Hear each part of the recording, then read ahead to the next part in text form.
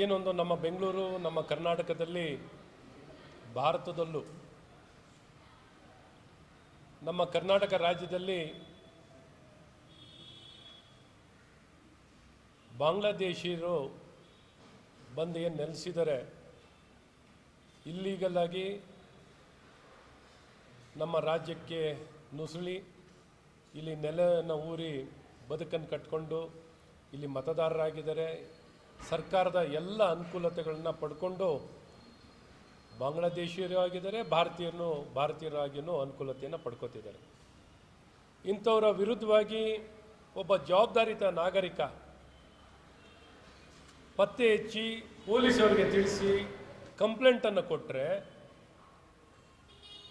ಕಂಪ್ಲೇಂಟನ್ನು ದಾಖಲು ಮಾಡಿಕೊಂಡು ತಕ್ಷಣ ಆ ಡಾಕ್ಟರ್ ನಾಗೇಂದ್ರ ಅವರ ವಿರುದ್ಧವಾಗಿ ಕೇಸನ್ನು ಅವರು ಬಾಂಗ್ಲಾದೇಶಿ ಮೇಲೆ ಹಲ್ಲೆ ಮಾಡಿದ್ರು ಅನ್ನುವಂಥ ಕಂಪ್ಲೇಂಟನ್ನು ರಿಜಿಸ್ಟರ್ ಮಾಡಿ, ಒಬ್ಬ ದೇಶಭಕ್ತನಾಗಿ ಜವಾಬ್ದಾರಿತವಾದಂಥ ನಾಗರಿಕನಾಗಿ ತನ್ನ ಜವಾಬ್ದಾರಿಯನ್ನು ಉತ್ತಮವಾಗಿ ನಿರ್ವಹಣೆಯನ್ನು ಮಾಡ್ತಿರುವಂಥ ಅಪರೂಪದ ವ್ಯಕ್ತಿ ಮುಂದೆ ಬಂದು ಗೃಹ ಇಲಾಖೆಗೆ ಸಹಕಾರವನ್ನು ಕೊಟ್ಟು ಕೆಲಸ ಮಾಡಿದಂಥ ವ್ಯಕ್ತಿಯ ವಿರುದ್ಧವಾಗಿ ಒಬ್ಬ ಪೊಲೀಸ್ ಅಧಿಕಾರಿಗಳು, ಪೊಲೀಸ್ ಸ್ಟೇಷನ್ದವರು, ಪೊಲೀಸ್ ಅಧಿಕಾರಿಗಳು ಅವನ ವಿರುದ್ಧವಾಗಿ ಕೇಸನ್ನು ದಾಖಲು ಮಾಡ್ತಾರೆ ಅಂದರೆ ಇವ್ರು ಯಾರು? ಪೊಲೀಸ್ಗಾರಿಕೆ ಮಾಡ್ತಿದ್ದಾರಾ? ಗೃಹ ಇಲಾಖೆಯ ಸಿಬ್ಬಂದಿಗಳ? ಇವರು ಯಾರು? ದೇಶದ್ರೋಹಿಗಳ ಇವರು? ದೇಶದ ಹಿತವನ್ನು ಕಾಪಾಡೋಕ್ಕೆ ವಿಫಲರಾಗಿರುವಂಥ ಈ ಪೊಲೀಸ್ ಅಧಿಕಾರಿಗಳು ಈ ವ್ಯಕ್ತಿ ಮೇಲೆ ಕೇಸನ್ನು ದಾಖಲು ಮಾಡ್ತಾರೆ, ಹಲ್ಲೆ ಮಾಡಿದ್ದಾರೆ ಅಂತ. ಏನು ಎಷ್ಟು ಗಂಟೆಗೆ ಕೇಸ್ ಕೊಡೋದು? 9:30ಗೆ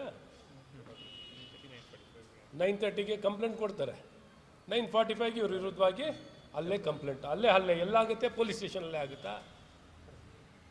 ಈ ರೀತಿ ತಮ್ಮ ಅಧಿಕಾರವನ್ನು ದುರ್ಬಳಕೆಯನ್ನು ಮಾಡ್ಕೊಂಡಿರೋಂಥ ಈ ಪೊಲೀಸ್ ಅಧಿಕಾರಿಗಳು ವಿರುದ್ಧವಾಗಿ ಅವರು ಅರ್ಜಿಯನ್ನು ಹೈಕೋರ್ಟಿಗೆ ಹೋಗುವಂಥದ್ದಾಗಿತ್ತು. ಕೇಸನ್ನ ದಾಖಲೆ ಮಾಡಿರೋಂಥ ವಿರುದ್ಧವಾಗಿ ಕೇಸನ್ನು FIR ಸ್ಕ್ವಾಶ್ ಮಾಡಲಿಕ್ಕೋಸ್ಕರ ಇವರು ಕೋರ್ಟಿಗೆ ಮೆಟ್ಲತ್ತುವಂಥ ಪರಿಸ್ಥಿತಿ.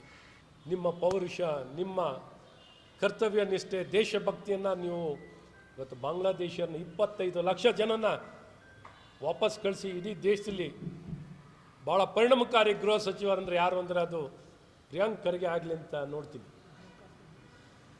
ಅದು ಜೋಕ್ ಆಫ್ ದ ಡೇ ಅಲ್ಲ, ಇಲ್ಲ ಅವ್ರು ಮಾಡಿ ತೋರಿಸ್ತಾರೆ ಅಂತ ನನಗೆ ವಿಶ್ವಾಸ ಇದೆ. ಅದು ಮಾಡಲಿ ಅಂತ ನಾನು ಒತ್ತಾಯವನ್ನು ಮಾಡ್ತೀನಿ. ನಮ್ಮ ದೇಶಕ್ಕಿಂತ ನಮಗೇನು ದೊಡ್ಡದಿಲ್ಲ. ನೀವು ಕಾಂಗ್ರೆಸ್ ಅವರಾದರೂ ಪರವಾಗಿಲ್ಲ, ಒಳ್ಳೆ ಕೆಲಸ ಮಾಡಿ.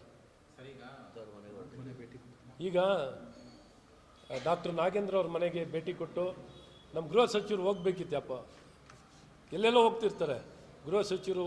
ಗೃಹ ಸಚಿವರು ಮಿಸ್ಟರ್ ಪ್ರಿಯಾಂಕ್ ಖರ್ಗೆ ಅವರು ಡಾಕ್ಟರ್ ನಾಗೇಂದ್ರ ಅವ್ರನ್ನ ಹೋಗಿ ಮಾತಾಡಿಸ್ಕೊಂಡು ಈ ರೀತಿ ನೀವು ಒಳ್ಳೆ ಕೆಲಸ ಮಾಡಿದ್ದೀರಾ, ಸಭಾಷ್ ಅಂತ ಹೇಳಿ ಬಂದಿದ್ರೆ ನೋಡಪ್ಪ ಏನೋ ಮೆಚ್ಬೋದಿತ್ತು.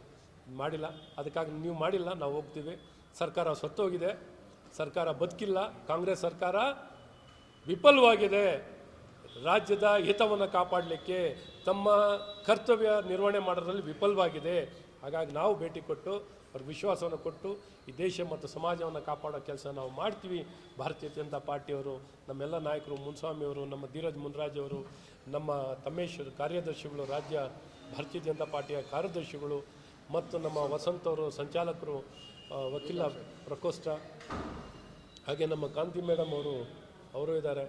ಇವರೆಲ್ಲರ ಜೊತೆಯಲ್ಲಿ ನಾವು ಒಗ್ಗೂಡಿ ಹೋಗಿ ಅವ್ರನ್ನ ಮಾತಾಡಿಸ್ಕೊಂಡು ನಮ್ಮ ರಾಜ್ಯವನ್ನು ಕಾಪಾಡುವಂಥ ಕೆಲಸಗಳನ್ನು ಮಾಡ್ತೀವಿ.